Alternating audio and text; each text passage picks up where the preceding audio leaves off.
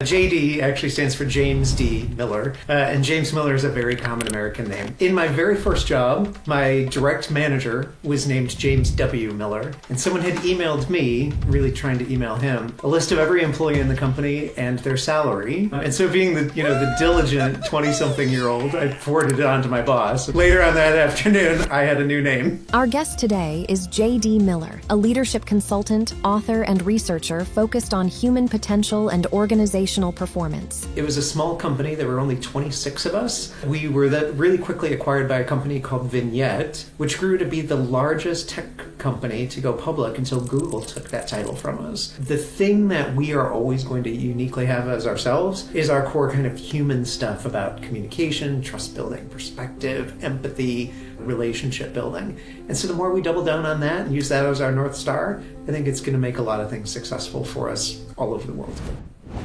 Welcome back to Beyond the Keynote. I'm so excited today to be talking to J.D. Miller, and that stands for James, I believe, but he's going to tell us a little bit more about that in a moment. He is the go-to market operating advisor for Rothschild, an author and keynote speaker. Welcome to the podcast, J.D. Thanks for having me, Carmen. It's exciting to see you. My pleasure. And yes, I'm so excited for the conversation we're about to have today. I think we've got a lot of ground to cover, so looking forward to diving into it. Before we get started properly, though, why don't you tell us about JD? We were chatting just before we formally started recording today, and I asked about the name, but you've withheld so that we can share with the audience. So tell us all about how did you start getting called JD? Sure. So JD actually stands for James D. Miller, and James Miller is a very common American name. So in my very first job, my direct manager was named James W. Miller, and I was about 3 days on the job, and we were going through huge reorganization. And someone had emailed me, really trying to email him, a list of every employee in the company and their salary, and it was for your review and approval. And so being the diligent 20-something-year-old, I forwarded it on to my boss, and I said, I have reviewed.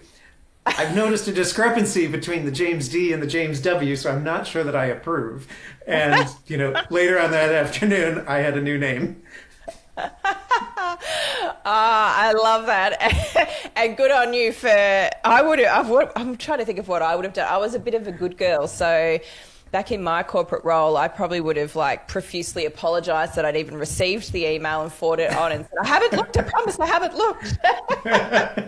But I love that you just called it out. There you go, right? Yes, and look, I'm sure that there's lots of people listening that have had an email disaster where you've sent it to the wrong person or something like that. So can totally relate, but love that you used it to your advantage. Very, very clever. Now, I know that you have written books, you speak on stages in various places, probably all over the world. Looking forward to hearing all about it. I'd love to know, though, what shaped you? So how did you get to where you are? Because you don't become a sales expert and an expert in AI and technology just magically. You don't just get born that way. So tell us about your upbringing and when you were little and people said to you, what do you want to be when you grow up? Did you ever imagine that you would be who you are now? Had no idea this is where I was going to land up, but I always say I'd rather have been lucky than good, and it's the luck has really helped quite a bit. When I was growing up, I was a really performative kid. I did a lot of theater, I did a lot of singing, and actually in high school I was on our forensics team, which is like a competitive speech and theater team in the States. Okay. And so was used to. That was different. Was used to doing lots of public speaking, right? So you send high school kids off to on a weekend, and they give speeches to each other, and someone wins, and all of that sort of stuff. But graduating from college and headed to university, really, I didn't know what you could be. In the Chicago suburb where I grew up, everyone either became a doctor, a lawyer, or an engineer. And so I thought lawyer was probably the job for me. Probably because it seemed like the only one where you could stand in front of a room and give speeches about different things. And so I started university really with a double major and a minor that was designed as a pre-law curriculum. So I majored in speech communication, philosophy, and I had a minor in comparative literature. And it was this classic, like, thinking, reading, writing, speaking curriculum that would lead to becoming a great lawyer. Just before I was supposed to head off to law school, I did an internship in the Bill Clinton White House. And the interns in that White House were very famous, but I wasn't the most famous one that you've probably heard of. But there was a lot of controversy about that. And so as I came back from that internship, I really realized that I didn't want to go to law school because it didn't seem like the lawyers were having any fun. And I didn't know what I was going to do. And so I looked back at the communication, philosophy, and literature degrees. I knew I wasn't going to earn a living comparing literature, and I knew I wasn't going to earn a living as a professional philosopher, which really just left that speech comm degree. And so my advisor there suggested that I stay on an extra year, work on a master's degree in communication. And it was the late 90s, and so a lot of our research was about how do groups build trust in the physical world, and then how does that all happen in this, then brand new thing called the internet. And all of a sudden I was, I had a master's degree and then soon a PhD about online social networking. And that led to a .com career that kind of took me down the path from there. Brilliant. I love that. There's lots for us to unpack there. Let's go all the way back down to theatre when you were little. How old were you when you started doing theatre? My first big role was I was young Patrick in Mame. I was 11 years old, and then followed by Tiny Tim the winter after that. I love that.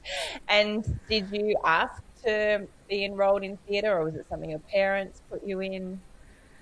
I think actually growing up in school, our classes always had, little skits and talent shows, and I was always that kind of performative kind of kid who really woke up to that. My family was big in music, so we did a lot of singing, we did a lot of instrument playing. And I think that just kind of put me in that realm of, this local theater company was doing something where they needed a young kid, and someone said, little JD or little Jim at the time, is probably the one we should tap. I love that. And so you always just felt comfortable on stage? It was something you enjoyed, being up in front of people? I absolutely love it. Yes. Spotlight right on me all the time, which is then why a professional career as a salesperson, became really exciting as well. Okay, wonderful. Well, I was the exact opposite. I was very, very shy as a child and almost ended up in theatre accidentally because my mum enrolled me in calisthenics, which is sort of like dancing / aerobics. I don't know if you've ever heard of it. Yeah, absolutely. And I loved going each week, but when it got to concert time, she thought, oh, there's no way that Carmen is going to do the concert. And I did. I got up on stage and apparently I was waving and smiling and having the time of my life. I was about 5 years old. And then joined a local theatre company, and from 8 years old was in local productions just like you, and absolutely loved it, but was still the very, very shy child in class and did not want to be centre of attention at all. So it shows that you can be introverted, you can be extroverted, it doesn't matter. You can stand up and speak in front of people. It might just require some different things from you. And as you said, sales, to be a great salesperson, you need to be a great communicator. And you obviously had studied communication and enjoyed speaking to people in groups of large groups and small groups. So tell us about what happened next. So you got us to, you were debating and doing speech contests and all sorts of things. Did you go to, so you did the White House, what was there, university or something in between that, or? Yes. So yes, university, and then the White House was my last year of my undergraduate degree. Okay. So you do a 4-year college degree and then you go to law school. And so the internship was right in between those two. How amazing to be accepted into such an incredible internship. Was it eye-opening to be working at the White House? It was amazing. Again, I think I'd rather be lucky than necessarily talented. I'm not sure why my resume got pulled out of the thousands of people who apply.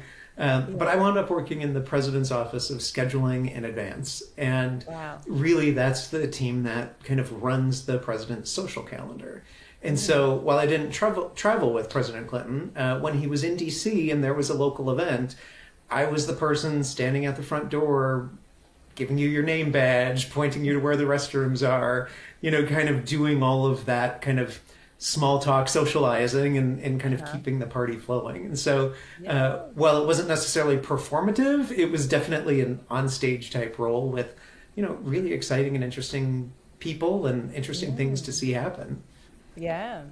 Well, I could see how that would help you in both the sales avenue you went down and the speaking route, to even have to make small talk with lots of different types of people that would have been attending those events would be a great skill to have been developing without even knowing you're probably developing it.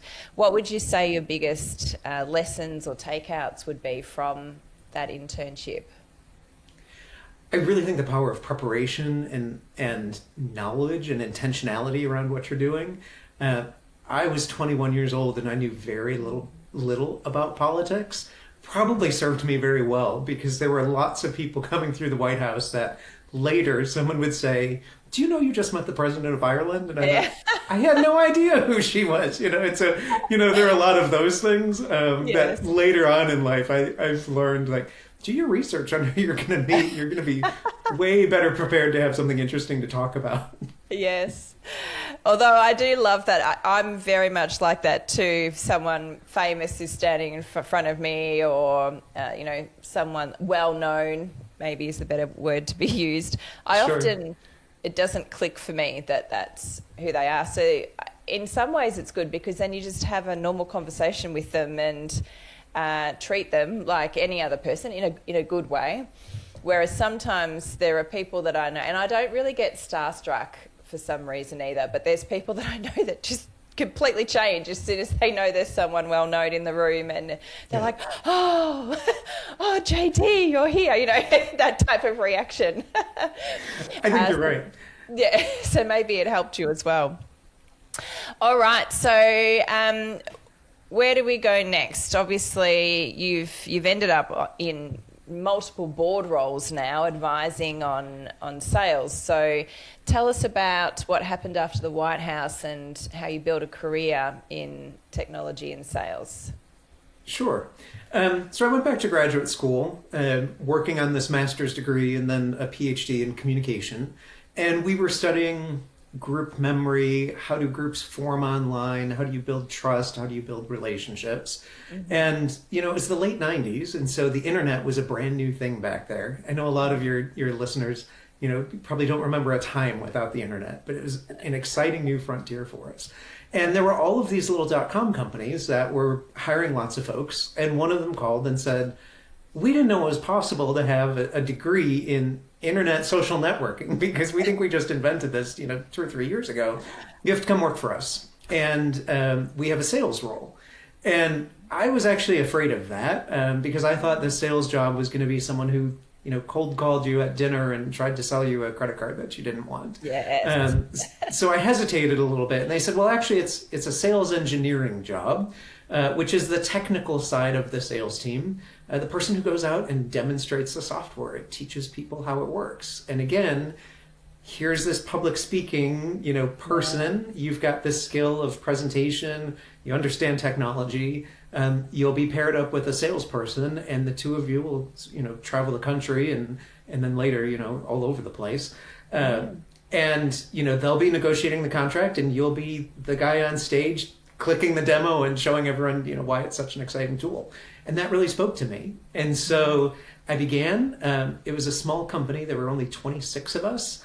But we were really quickly acquired by a company called Vignette, which grew to be the largest tech company to go public until Google took that title from us. So, 26 employees when we started. 6 years later, I was working for a public company. There were 6,000 employees with a $9 billion valuation. And so it was just, right place and hopefully a little bit of skill, kept me employed. But being in the right place to really see, this huge transition, and then sales just became the career from there. Amazing. What a ride. So what did you say the time frame was then, from 26 employees to 6,000? 6 years. 6 years. That is incredible. Like, to have been on that Amazing. ride. I mean, people talked about the dot-com, boom, and then everyone hears about the bubble. I was fortunate to work for a company that got acquired by someone who survived the bubble and the burst.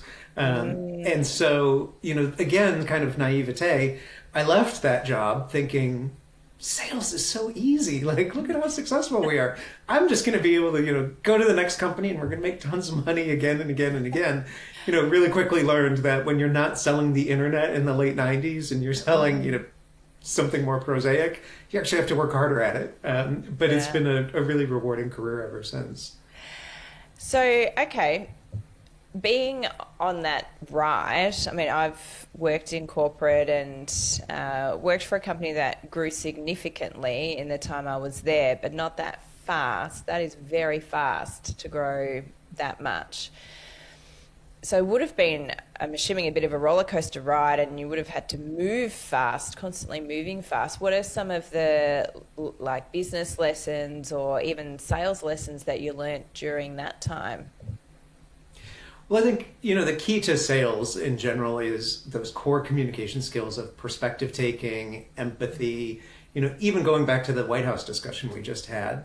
You may be a really famous person, but at the end of the day, you're still hungry. You still need, restroom breaks and all of those things. And so, being successful in sales has really been about minimizing me, even though I love to be the, center of attention on the stage. It's minimizing me and my needs and thinking so much about you and your needs. And, how can we play a part in helping you achieve your goals is really ultimately how we wind up, getting sales done.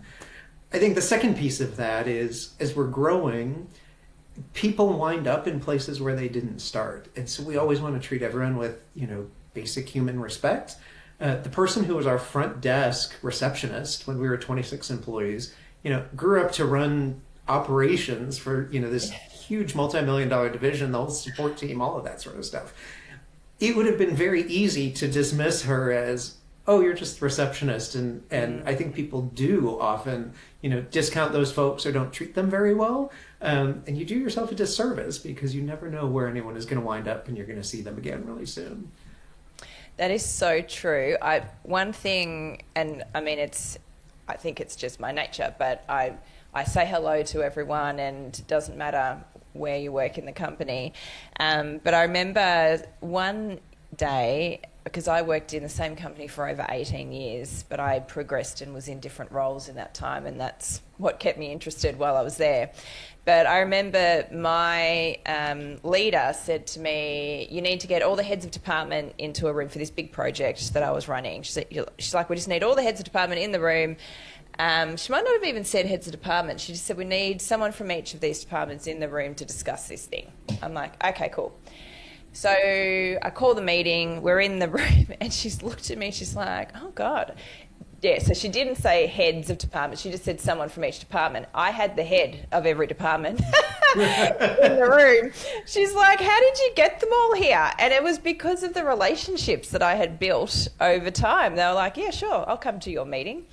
And they weren't, as you said, they weren't the heads of department. They hadn't always been the heads of department. They had come from different roles and worked their way up as well. So you've got to be really careful how you treat people, and because the relationships you build, I mean, even in sales, if we talk about sales, someone might not be buying from you today, but they might buy from you next month or next year or in 5 years' time, and they'll always remember how you treated them. I love the empathy part as well. So you were in this company, extremely successful. You were selling hotcakes, right? So you were selling something that everybody wanted to get their hands on.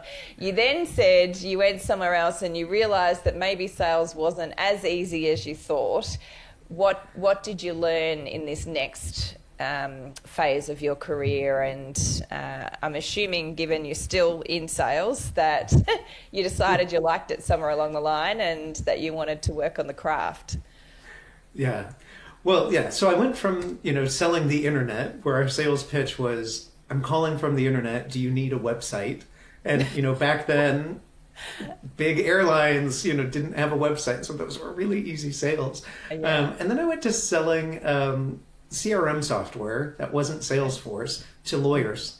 And so, it suddenly became all about, not this very easy pitch that, of course, I need some software to do that, but really having to hone in on connecting with my audience's needs and really diving in on, what is the pain in your business? What's the broken part of your business? And do I have a way to help? And often I do have a software solution that's going to solve that, and we're going to have a really good conversation.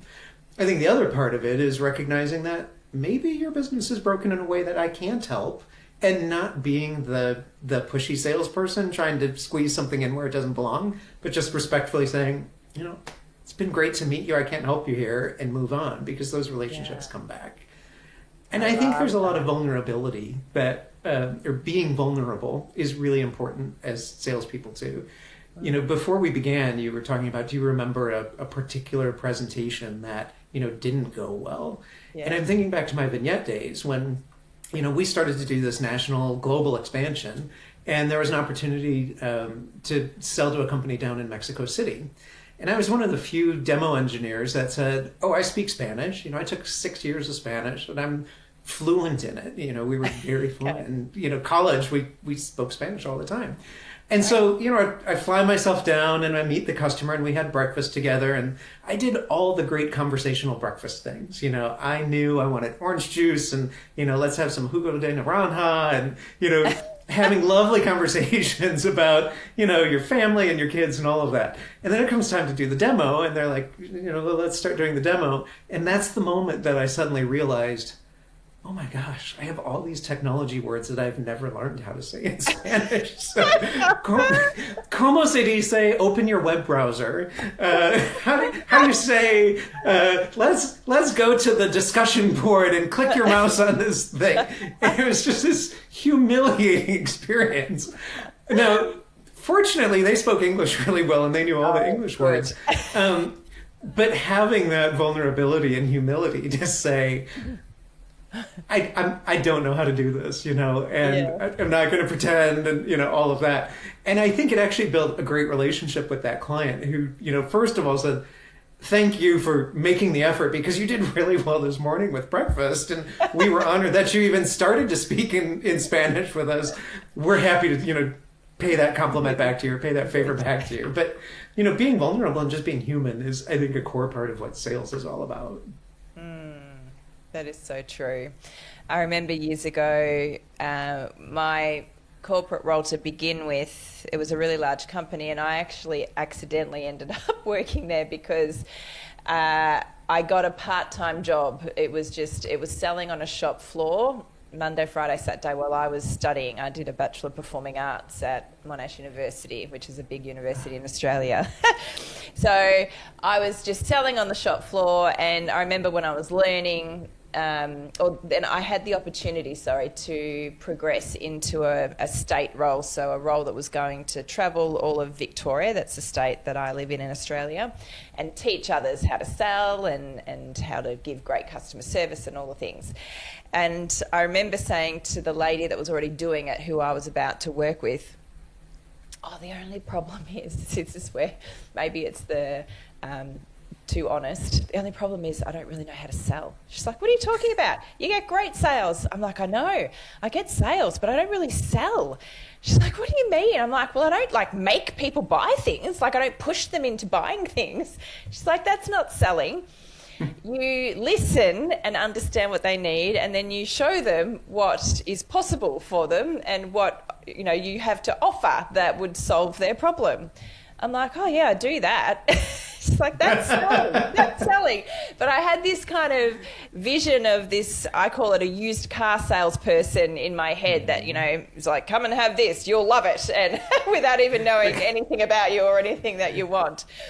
So I totally agree that selling is about solving problems and understanding the pain that someone might be in now, and then giving them solutions. And you don't always have the solutions, so then you don't sell. But you can, as you said, still create great relationships, and when they're potentially needing that another time, or they know someone who needs it, they'll refer you. Oh, and that's what I was going to say. So interesting to get your opinion on this.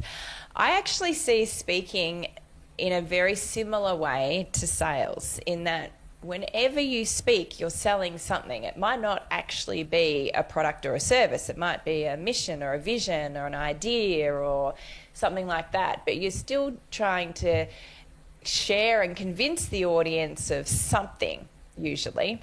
And I think it's the same in terms of structure in a keynote speech, that you need to build rapport with your audience first. Well, you need to do the research first to understand what their needs are and what they want out of you, and then build rapport, and then make sure they understand the problem. So paint the problem and then paint the solution. How have you gone about your speaking, and do you agree with that type of structure? I do. And, even though you may be the only one in the room who's actually speaking, so much of the activity is what's happening with the listener, because they're not there for my ego to be, disseminating something. They're there to learn something, grow, achieve something on their own, and my words are supposed to be the conduit for that. So, fast forward my career, I went from being an individual contributor salesperson. I wound up becoming a sales manager and chief revenue officer for lots of different companies. And so every year, at the start of the year, there's always the big sales kickoff that, gets everyone in a room, and I'm the one on stage who's rah, motivational. Let's go tackle the market, and here's what we're going to do. But that speech is really about the 200 people sitting in the audience and convincing them we're a good company to work for. You're going to make money if you work here. We're going to teach you something that if you do these things, you're going to be a better seller and you're going to earn commission checks. And so I think a really important part of being a speaker is really being tuned into what are the needs of your audience. How do you help them achieve their goals? And then your speech or your presentation is just sort of a tool that's going to help them get what they want, not what you want to get yourself. Yes. I love that. And to prepare for those big presentations that you had to do to the company, what would your preparation look like? So for me, that work actually begins 3 or 4 months before the event itself, really thinking about what is our strategy for the next year? What are the 3 or 4 things that we're going to do that make a difference? And what are the 3 or 4 lessons that this audience needs to, go away with and remember? I think the other thing about speaking is time management. I'm obsessed about time management in speaking and in events in general, because I hate it when people are late. I hate it when people don't use my time very well. I hate it if I've told someone that they've got 15 minutes and they take 25 because they're stealing from other folks. And so for me as a speaker, once I've identified the 2 or 3 or 4 things that I want to convey, it's really practice so that I know if I've got 6 minutes to deliver it, I can do it in 6 minutes. If I've got 10, I can do it in 10. And I think it's often harder to give a short speech than it is a long one, because you have to have done a whole lot more preparation and editing along the way to get yourself ready to go. So true. Absolutely. I 100% agree. And love that you said you prepare a few months in advance. And I think a lot of people look at great speakers and just think, I wish I could get up and just speak like them.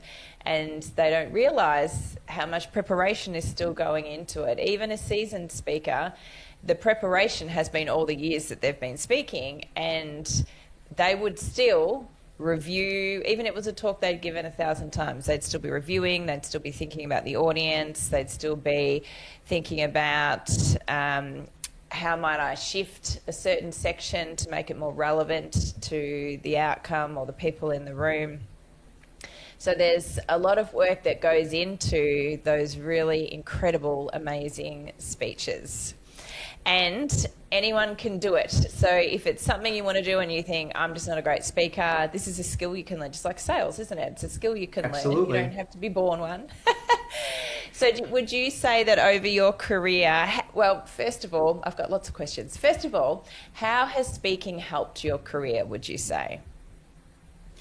So speaking has always been a part of my career. I think, as a salesperson, you're constantly going into rooms of, sometimes it's one person, sometimes it's 4, sometimes it's 20. But whether it's a formal speech or not, you're still presenting and communicating ideas. And I think, the practice of being a speaker has made me effective at, sitting down with almost anyone and being able to have a good conversation, learn what they're about, and just be comfortable talking to them about their needs.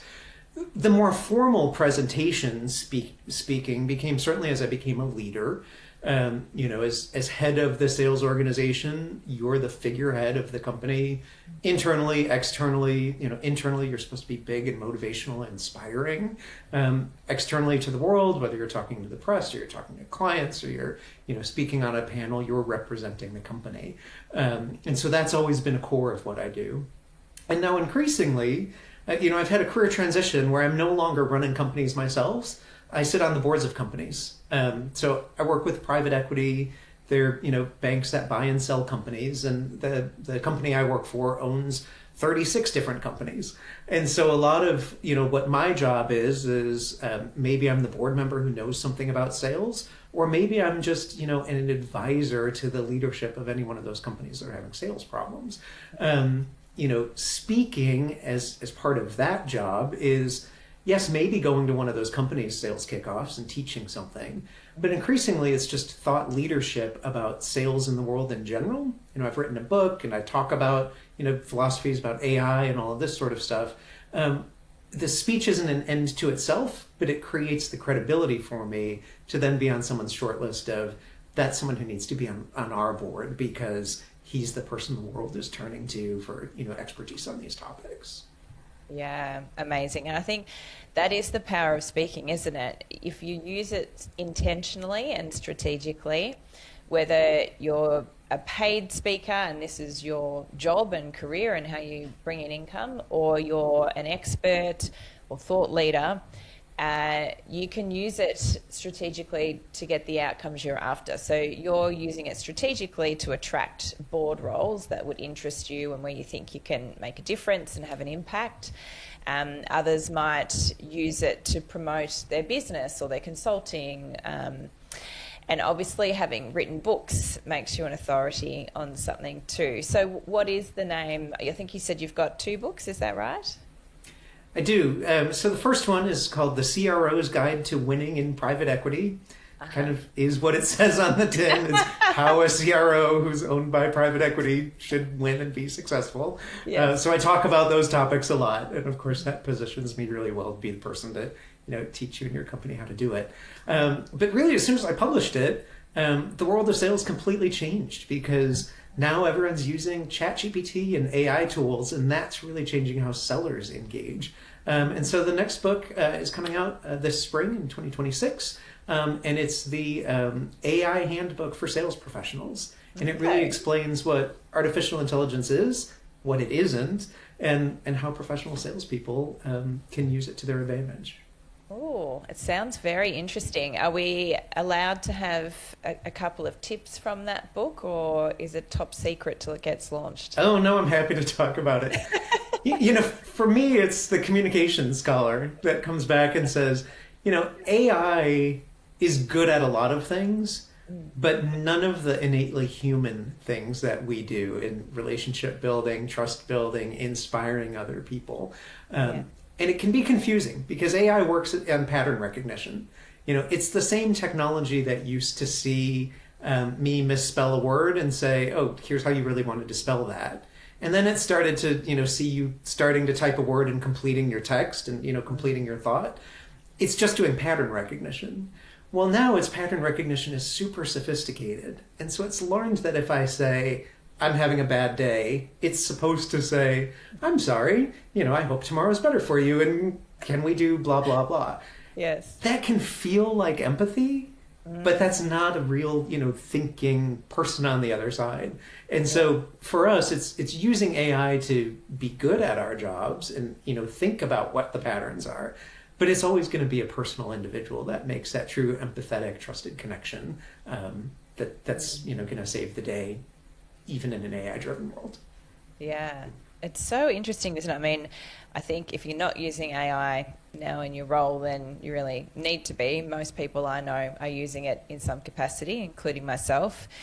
And I find that I have to tell it if I want to sort of debate with it or get it to challenge me in any way. I have to give it permission to do that because it just wants to be nice to you all the time. And if you say, I'm thinking this idea, it'll say, brilliant, that's amazing, that's a great idea. I'm like, okay, but what if it's not a great idea? Like, if you were going to think of it from a different point of view, what would you say? So it is very interesting, and you do have to remember that it's not human sometimes, like, and remember that it's only feeding you what it's been taught to feed you. That's exactly right. So would you say, as a salesperson, would you recommend salespeople do drills, like practice sales calls with AI and get AI to respond and challenge them? Yeah, I think there are a lot of great use cases for AI for salespeople. Certainly all the, the writing, the production stuff, here's an email, please read it and make it professional or tighten it up. That kind of stuff is great. Having mock sales calls, here's my pitch, suggest some common objections and help me work through that. That's really good. But I think the most important thing for me with AI is its ability to synthesize a lot of research. So when I began selling in the 90s, they used to tell us, sit down with your customer and say, I've got this blank sheet of paper and we're going to spend 20 minutes and you tell me about your business, and tell me about your hopes and dreams and all of that. Uh-huh. Well, today, people don't have time for that. And they're like, you can find out everything about me online. My company publishes its reports. You can go on the internet. You can see my family's name, my dog's name, all the rest of it. And so I expect you to have shown up having done your homework and have a point of view. And actually doing all that research is a lot of work. And so AI is really good at prep to say, I'm going to meet with Carmen today. Go find me everything I need to know to be ready. And in 2 or 3 minutes to get kind of a synthesized summary of the important things to know about you that, again, will let me walk in the room and now connect with you on a uniquely human interpersonal level, because I haven't spent all my time, exhausted just trying to find out where do you live and, what's your job. Yes. Yeah. Okay. Yeah. Good use of AI. Is there anything else that you think salespeople may not be thinking about right now in terms of how they could use AI to get better in their role? I mean, there are so many, and that's why I wrote a book about it. Yes. I've researched 158 different AI vendors and tools, and so talking about all of those processes. There were that many. It's crazy. Wow. So I've sat through a lot of software demos myself now, but there are tons of processes kind of at every step along the way in the sales process. There's something that AI could do. Mm-hmm. I think the important question that we have to ask is, just because it can, should we?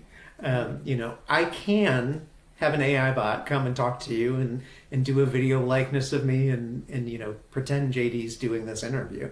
Yeah. Is that the best idea? Probably not. And I want to go back to what you said earlier about teaching AI to not be a sycophant, because I do think that's a problem in the models right now. So I have a standing instruction to my AI tool of choice that says, you are not my cheerleader. You are not here to make my ego feel good.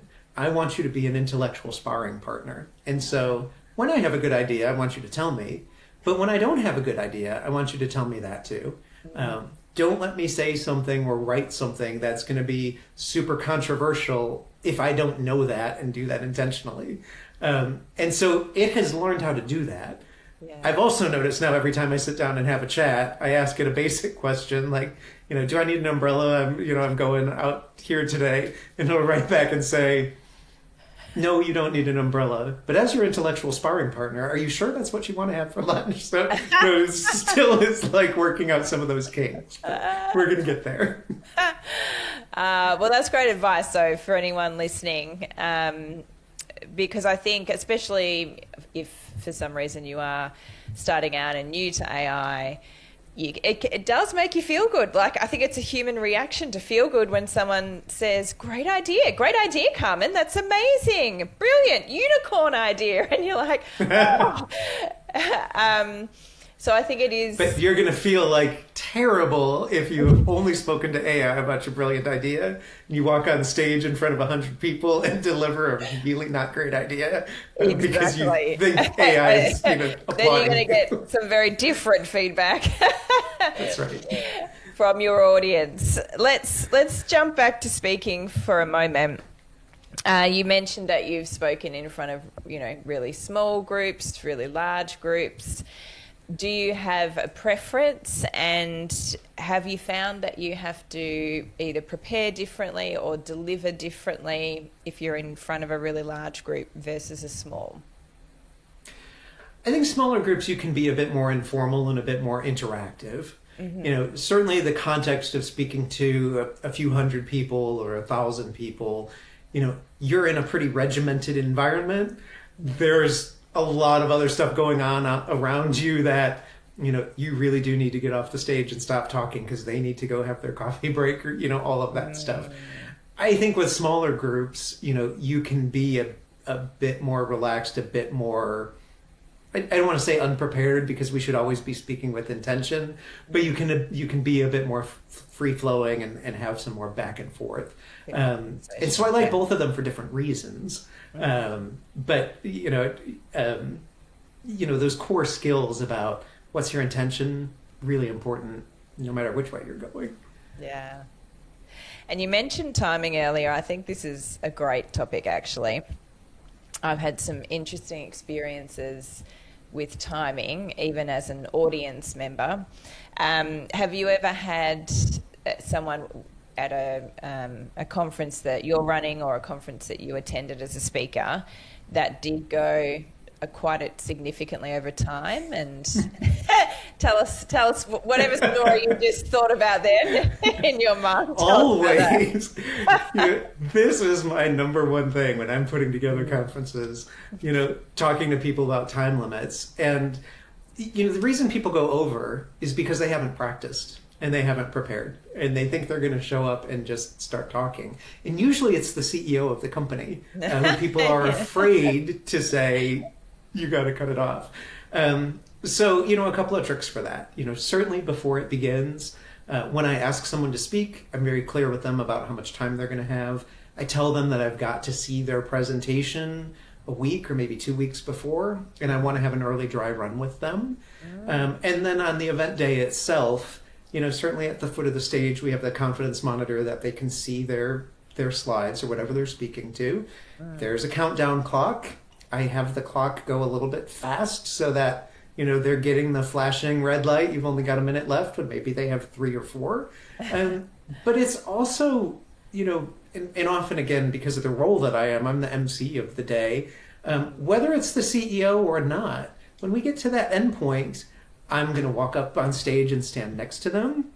They're going to talk a little bit more. I'm going to put my hand on their back. They're going to, if they haven't picked up the clue, eventually I'm going to shake their hand and walk them off the stage and say, thanks so much. They have so much more to share with us, and we're going to pick that up in another session. Yeah. Because there's someone else equally important who's got something else equally important that you need to hear from now. And so let's keep this moving. And I think, that's made my events work really well for me. Great tips as the event organizer to have all of that in place. And I think for those of you who are listening that are speakers, this is part of your responsibility as a speaker, is to speak to time. And I remember being at a conference prior to me running Illuminated Story when I was in corporate. I had to fly across the country and speak on behalf of the company. And I think I had a 15-minute time slot. It was one of the shorter ones, and there were others with 40-minute time slots and all the rest of it. And there were a couple of speakers that got up And they had the 40 minutes, but they went way over time, like a good 10 minutes over time. And the lady running the day just let them. And so and I was the last speaker. And so by the time I got up, people were starting to leave the conference because it was so over time. And I got up and just did my 15 minutes to time. I think I even cut it a little bit to try and make up some time for the conference organizer, and because I knew people were sitting there thinking, I've got to go, because they thought it should be over by then. And I just remember, this was years and years ago, I remember thinking back then, this is a terrible conference. This is not good enough. And the speakers that went well over should have been wound up and taken off that stage well before the amount of time they were allowed to go on for. It's not serving their audience. And so, you think you're saying something brilliant. Your audience isn't even listening to you anymore because they're like, when am I going to eat? When am I going to catch that next train? And so whatever you think you're talking about is absolutely not getting absorbed. And so it's serving nobody. Well, that's right. And so it takes the power out of your message. And I always say to anyone, speaking is about getting an outcome. And if you haven't got the outcome, it doesn't matter how brilliant you were, how entertaining you were, how confident you looked, you haven't achieved the goal. Like, you haven't achieved what you went there for. And you're exactly right. All I was sitting there thinking with there happened to be a couple of different men that were doing it, was I don't care about anything you're saying right now. And I don't care about anything you've said, because all I'm thinking is how annoying it is that you're still talking. And I think there were many others at the conference that felt the same way. So yes, listen to JD, everyone. Timing is extremely important. All right, let's have a little bit of fun. You've got a few topics that you speak on. Is there one that you've got happening at the moment that you are particularly passionate about or enjoy speaking on? So I'm actually about 3 months out from giving a TEDx talk. People are familiar with the TED conference. I'm speaking at a mini, so TEDx. And the talk is called Reclaiming Our Humanity in the Age of the Algorithm.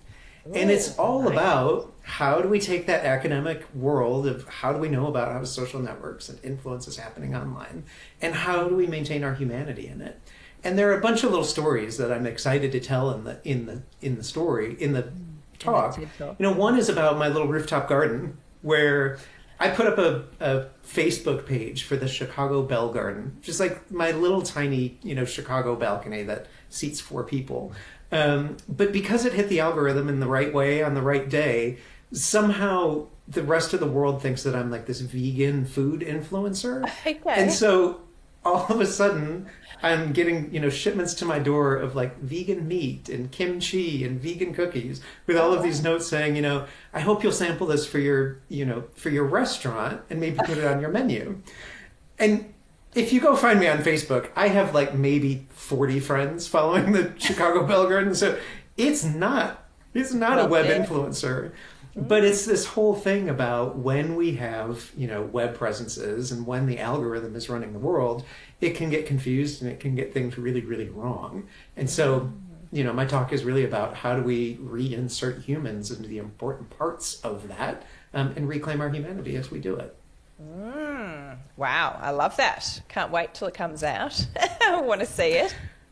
It's one, again, when you talk about time too, the TED industry, they're clear. Those are 18-minute speeches or less, and they prefer that you do less. I'm actually speaking at a smaller conference where they're like, yeah, everyone else in TED does 18. We do 12-minute speeches. And so, I'm sitting here now and I'm running at about 13 and a half, and I'm, really thinking carefully about this thing that you said in a paragraph. Can you say it in 5 words? And often it's more impactful when you do. But you have to be really thoughtful about the way you get there. You absolutely do. I agree. The last public talk I did late last year was a TED-style talk, in that it was only 10 minutes and I had to be within the circle. It was a blue circle, not a red circle, Yeah. at this particular conference. And I remember thinking, whew, 10 minutes. You can still say a lot in 10 minutes and you can be really, really powerful. But as you said, you have to craft it and work on it and make sure there's no fat, if we want to call it that, for anyone that's not watching the video and just listening. I did the italics with my fingers then. You have to take all of that out, and only the most powerful words and sentences and ideas remain, which is why TED is so powerful and so popular as well, because you're getting these really powerful ideas in a short amount of time, and so we love listening to them for that reason too.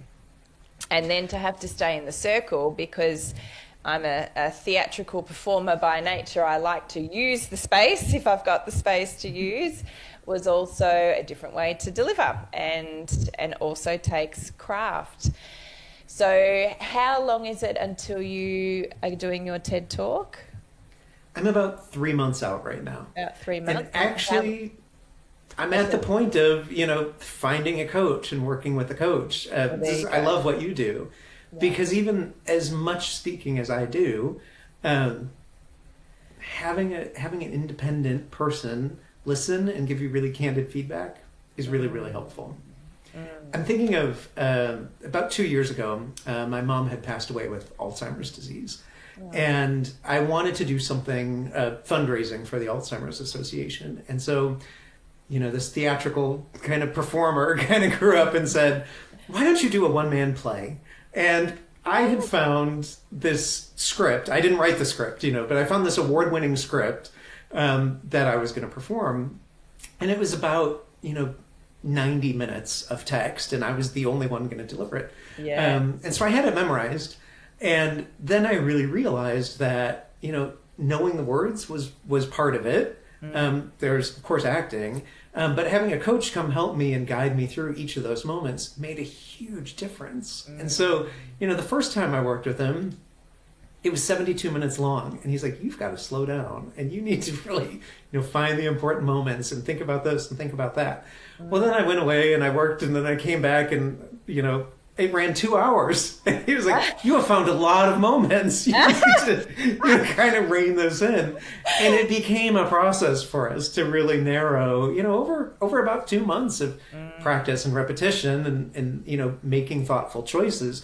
The text never changed because that was the author's words. You have to deliver that word for word. Yes. But all the rest of it, having a really good coach and guide really was helpful to making it as impactful as it could be. Yes, so true. It is.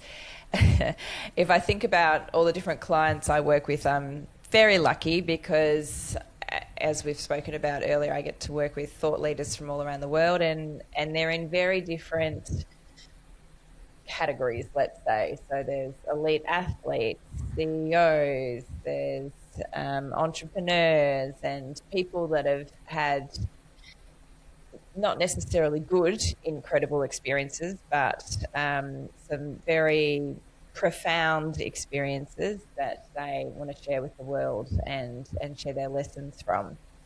And you're right. So I see myself less as a speaking coach these days because I'm normally working with people that actually already are good speakers and want to speak, and more like a director, a theatre director. And that sounds exactly like what you did with the person that got to help you. And I mean, we do have the luxury of changing the script because normally I'm writing it with them from scratch. But you're right, it's not always the script that needs changing. It's what you're doing with the words, it's what you're doing with the script and the way you're choosing to deliver it. And I love that you said moments. I always talk about signature moments with my clients, that we want to create these signature moments for the audience that are just going to be so ingrained in them because they feel them. So they don't have to try and remember them. They just will remember them because they felt them. That's right. And it takes time to craft that. And for the actor, which was you, or the performer, the person delivering the keynote, to integrate that. a lot of people will say to me, I'm so much better when I speak off the cuff. I'm actually terrible when I prepare and, learn my talk. And I'll always challenge that and say, I wonder if it's because you actually haven't rehearsed enough. So you've rehearsed to the point where you're having to think through all these things that you're trying to do better, and it feels awful at that stage. It's like the middle part of the rehearsal process, really. And then you slide back down into the greatness part, if you can get through that and spend a bit more time and effort on it, to this part where it's so ingrained in you, it comes out on autopilot. And that's when you get to spend these amazing moments with the audience that just happen on the spot, that you're not prepared for, but you can handle because you know your talk so well. Mm-hmm. Have you ever had some of those moments on stage where you've really prepared, you know your stuff, and something's come up, someone's asked a question or someone said something, and you've been able to respond in the moment? Yeah, I think that happens all the time, that surprises happen, or you forget where you're going next, or someone, raises an objection you're not thinking about. And I think having fallen back on the rehearsal, where you've actually ingrained into your, I say into my body, the idea and the concept, then lets you speak in the moment in a very natural and expressive way. I think about when I was doing that 90-minute play, I would go to bed every night, falling asleep, going through it. And so I found myself at the grocery store, the checker would say something to me and I would respond back, because that's the ingrained response of what this character does in the same situation, yes, without even thinking about it. And so I do think that power of kind of rehearsal and thoughtfulness really makes that work. The other thing I think it does is it's powerful for your audience when you've been really well rehearsed. For me on sales kickoffs, it's not just about my keynote, but it's actually about, the overall week that we're going to spend together. And I really like to boil those down into, really pithy, like what is the one lesson for the week? And so I was working with a company that, really, they had a great product. Their salespeople were really shy about it. And so they weren't, being brave enough in the world. And so, the theme for the week was called Make Some Noise. And, it was about, go and make some noise. Of course, I gave a great keynote about being proud and making noise and all of that. But then also we were able to weave that theme through the rest of the week that, at dinner, there are little drums on the table and someone came in and facilitated a drumming circle. The next night at dinner, we had this flamenco dance company come and do their stomping and their fan waving. And there were fireworks and all of that stuff that I know every one of those sellers still remembers that kickoff and was like, we were making some noise. Why was it we were making noise? Oh yeah, it was about, being proud and brave and the rest of it. Where if you're a speaker who just says, oh, I'm not going to work on that ahead of time, I'm just going to see what flies, like maybe you'll give a great speech, but you're not going to participate in all of these bigger connected moments of the larger thing that the audience needs. So true. What a great example. Well, it has been so great talking to you. I think we could probably talk forever, but I know our hour is nearly up. Is there anything that you would love to leave the audience with? Any words of wisdom, any lessons, stories, anything else you would like to share? For me, it really is, in all of these contexts, the throughput is about humanity. And I've said, my professional career, I sort of have this tagline that I talk about leading at the intersection of business, technology, and humanity. And I think we see that everywhere. Whether you're a salesperson who needs to connect, whether you're a public speaker who needs to connect, whether you're someone who's thinking about AI and technology, the thing that we are always going to uniquely have as ourselves is our core kind of human stuff about communication, trust building, perspective, empathy, conversation, relationship building. And so the more we double down on that and use that as our North Star, I think it's going to make a lot of things successful for us all over the world. So true. And I think you're absolutely right. The most powerful speakers are often the ones that, as an audience member, you feel like you're in conversation with them. It's like they're just speaking directly to you, even though there might be tens of thousands of people in the room. So I love what you've just said. JD, it has been such a pleasure to speak to you today. If someone would like to hear your talk or book you for a talk or have you on their board, how would they get in touch with you? You'll find me at my website, which is jdmillerphd.com, or on all of the socials where I'm JD Miller PhD.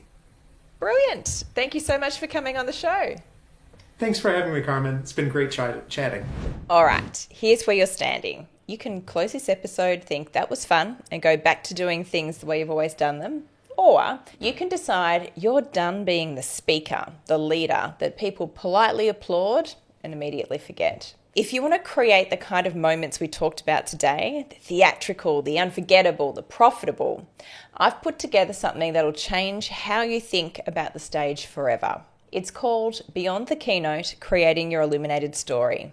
No fluff, no theory, just methodology I use with elite speakers and leaders who are done playing small. Go to illuminatedstory.com/masterclass. And hey, if this episode hit you somewhere, share it, leave a review. It takes 30 seconds and helps more people discover that great speaking isn't magic. It's a game and you can learn to win it.